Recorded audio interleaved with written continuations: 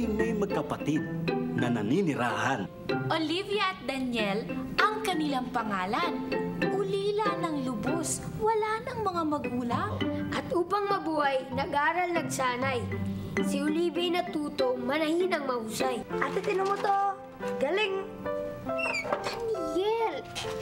Huwag mong galawin yan, baka magkabuhol-buhol yan. Talagang bata ka. Alam mo ba, binili ko pa to sa kabilang bayan. At napakamahal nito. Kaya dapat ingatan. Naintindihan mo ba ako? Opo, ate, pero natutuwa lang naman ako kapag linalaro ko yan eh. Natutuwa. O sige, doon ka sa labas matuwa at hindi kung ano ang kinakalkal mo dito sa trabaho ko. At ayoko makikipaglaro ka dun sa mga gusgusin nating kapitbahay, ha?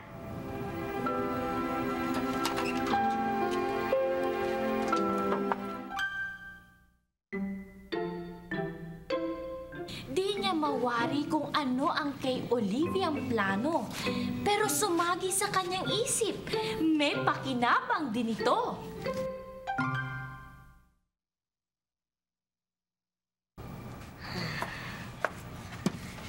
Pwedeng gawing regalo.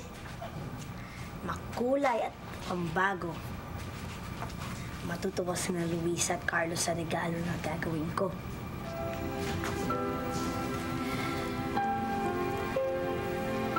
Pero, sino ang tatahi at tatabas at buo ng disenyo?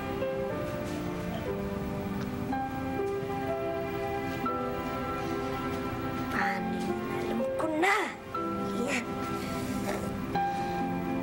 Magpapaturo ko kay Ate Olivia. Ano naman ang naisip mo at bigla kang nagkaroon ng interes manahe? Kasi po, gusto kong bigyan ng mga damit yung mga kalaro ko. Ano? Kawawa naman po sila, punit-punit at lumang-luma ng mga damit nila. At saka, itong retaso lang naman ang gagamitin ko eh. Ay nako, Daniel. Bakit mo ba pinapansin ang mga kalaro mo? Ang mabuti pa atupagin mo yung paglilinis ng bahay at pagliligpit ng damit. Hindi mo naman ginagamit mga retaso na to, ate. Basta, hindi pwede, ayoko. Kaya matulog ka na at balik mo yan kung saan mo yan kinuha. Marami pa akong tatapusin dito. Ligpitin mo to, oh. Dami-dami ka.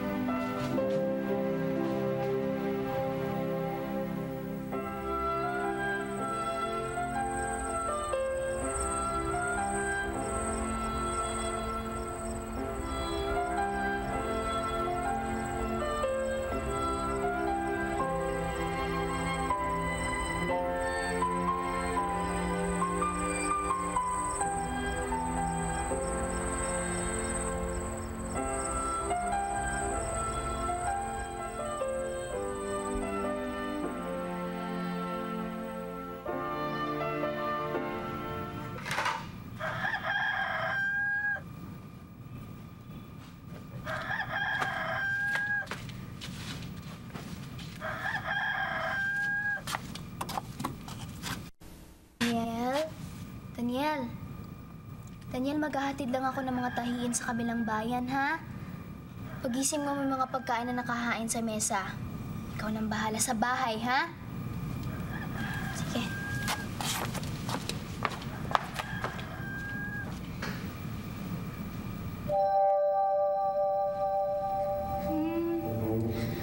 Kawawang bata.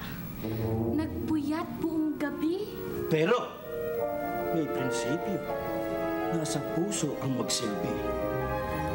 Kung ganun, tanong ko nang walang tabi-tabi. Ba't di magic ang gamitin na matapos na iri? Baka batay mag-isip at malito. Kung ano kaya o sino nagbuo ng mga ritaso. Amang bakok, tulungan natin. Pangarap ng maputing tao. Munting bata kung turingan, pero higante naman ang puso.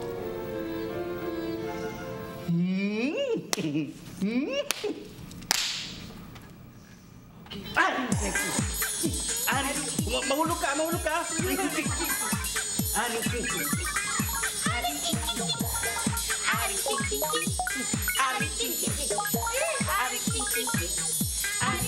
Wait na!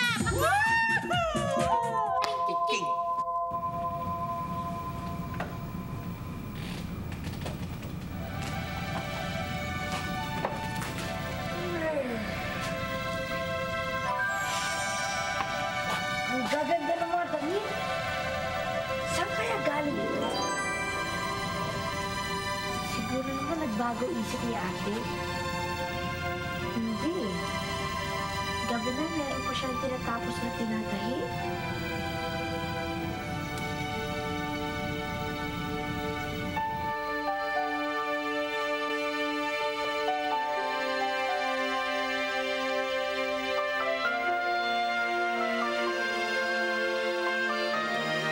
Tignan mo, Inay! Kasyang-kasya sa akin, oh! Oo nga, may pamalit na tayo sa damit nating luma. Nako, Daniel, maraming salamat sa mga dala mo. Pero baka magalit ang ate mo dahil wala naman kaming pambayad sa inyo. Wala naman po kaming hinihinging bayad. Gawa lang yan ng ate ko sa mga retaso niya. Pagpalain kayo ng Diyos, malaking bagay itong mga dala mo. Kami rin ni Carlos, Daniel. Papasalamat rin kami sa'yo. Kung hindi si ate, sino gumawa ng mga damit?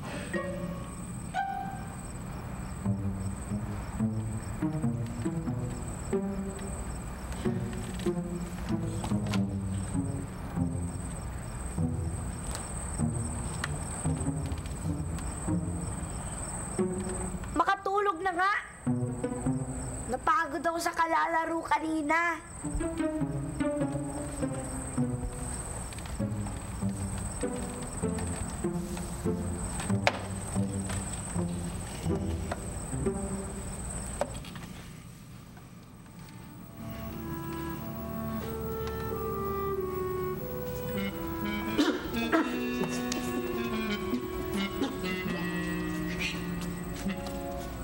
Huy, tulog ka na nga ba?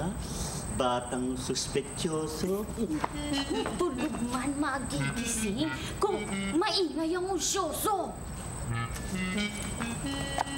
Kailangan, baka tayo gusto sa paggawa natin ng magic art. Yes, yes, oh. Nulagawan.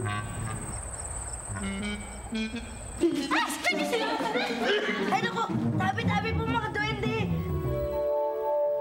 Talagang mga duwende. Daniel, kami hindi galit. Kami kaibigang tunay. Nagbalik, muling tutulong si Bako. Undoy! At ukay! Kayo yung mga nagtahi ng mga retaso, no? Sabi ko na nga ba, may nag-magic, ha? Salamat, ha? Pero Daniel, secret ito. Ikaw lang ang nakakaalam. Yun ang gusto niya sabihin. Ikaw lang nakakaalam. May abracadabra, hokus-pokus, mga duwending kaibigan. At Daniel, kung ikaw ay handa na, sangkatutak na magic aming ipapakita. Oo. Handa ka na ba? Handa na po ako. Kung gano'n, Halma, kemala, sopu, yon nga, rapanga, yon nga, api! Carlos, Luisa, eto na yung mga gamit. Hawak naman. Eto, Michael, para sa'yo. Ayan. Michael, ang galing na yan. Ayan. Dahil po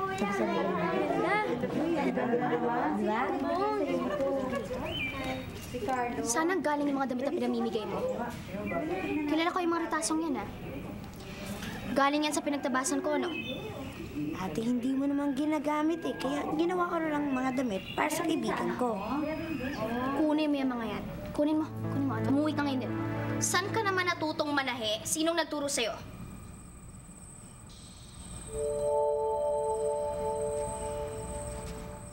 Ilang beses ko naman sinabi sa'yo na wag mo nang papakialaman ang buhay nila. Bakit sa atin may nag-iintindi ba?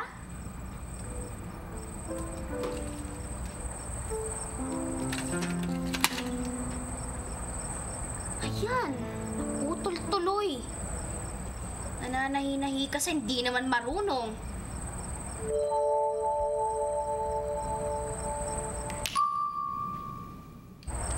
Kailangan ni Olivia ng leksyon nang matutong makisama. Alam ko na ang gagawin. Solusyon ay nakikita. Ay, hindi ko sinasadya.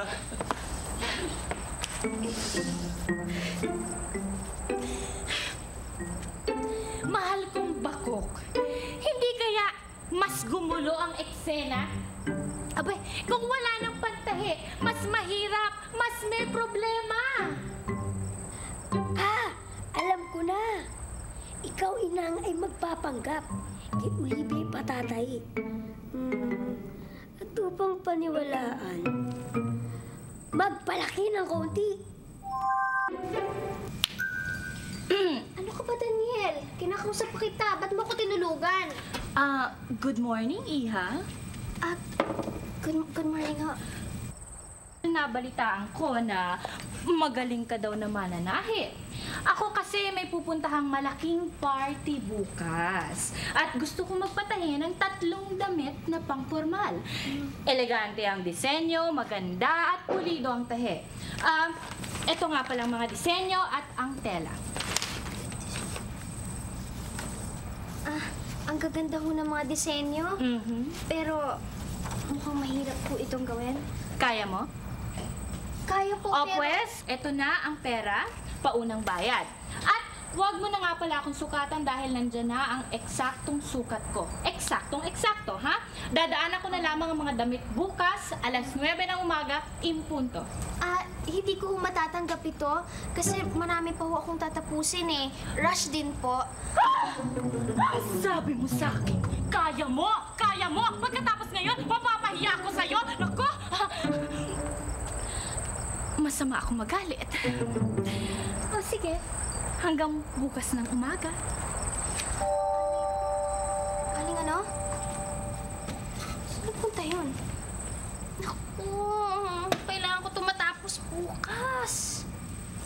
Ay, naku, Diyos ko, putol nga pala yung karayom. Daniel, gumising ka. Tulungan mo akong hanapin yung sinulat at karayom, dali. Saan ba yung huling nilagay? Andito lang yan kanina eh. Saan ba yun? Ako, Daniel. Paninakawan tayo. Mauubusan ako ng oras ito kung bibili pa ako ng mga gamit sa kabilang bayan. Kailangan matapos ko itong mga damit bukas. Ay, ate, alam ko na. Pwede tayo humingi ng tulong sa mga kapitbahay. Sa kapitbahay? Ano yun, Ate Olivia? Sabihin mo na. Ikaw na. Ikaw na eh. Sige na. Kasi po nawala yung kahon ng mga karayom, sinulad mga botones ng ate ko. Kaya meron pa siyang tinatapos na damit. Ngayon, gusto sana namin manghiram ng mga... Kung meron kayo, manghiram ng mga botones, karayom, sinulit, at yung iba pang gamit na panahi. Ayan, sabi ko na ate. Teka lang, ha?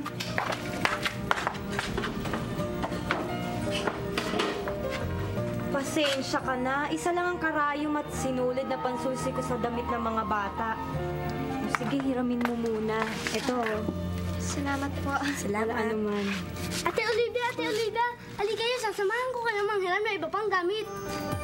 Wow, ang dami! Ate Olivia, gusto mo tulungan ka namin sa pananahi mo? Oo nga naman. Ba't di na lang kaya kami ang maglilip o kaya magkabit ng mga butones? Huwag na ho. Masyado naman pong abala yun sa inyo. Olivia, huwag ka nang mahiya. Sino ba naman ang magtutulungan kundi tayo-tayo rin?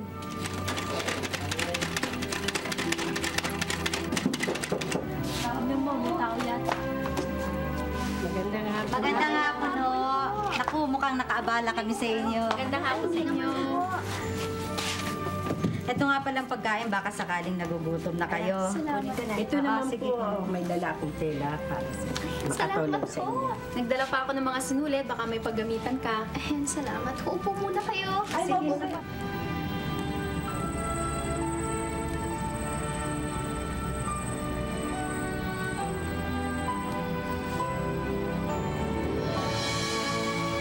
Ay, salamat. Natapos ko na din ang huling damit. Wow, ang ganda ng damit, ate. Naku, kami itong nagpupursiging tumulong, nakakatulog. Teka lang, mga mare, gising, gising! Tapos na ang damit. Ayan, ang ganda. Wow, ang ganda. Ang ganda naman pala ng pagkain, no? Wala ko yun. Gusto ko pong magpasalamat sa inyong lahat. Dahil kung hindi sa kabutihan ninyo, hindi ko matatapos ang mga damit na yan. At Gusto ko rin pong humingi ng tawad dahil pinigilan ko si Daniel na tumulong sa inyo at magbigay ng bagong damit. Naging maramot po ako. Nauunawaan ka namin, Olivia. Ulila na kay ni Daniel at hindi ganun kadali ang buhay. At sa inyo pong lahat, gusto kong tumanaw ng utang na loob. Hindi kami humihingi na anumang kapalit mo. Ito palang kahon ng gamit ko sa pagtatahi. Saan ang galing ito? Ba't parang sumulpot? Wala ka, ate. Baka ginawa yan mapagbidrong duwende. Ay, naku, itong batang kung ano-ano pumapasok dyan sa utak mo. Alam mo ba, Daniel, walang duwende sa tunay na buhay. Ha? Duwende daw. Ito ba?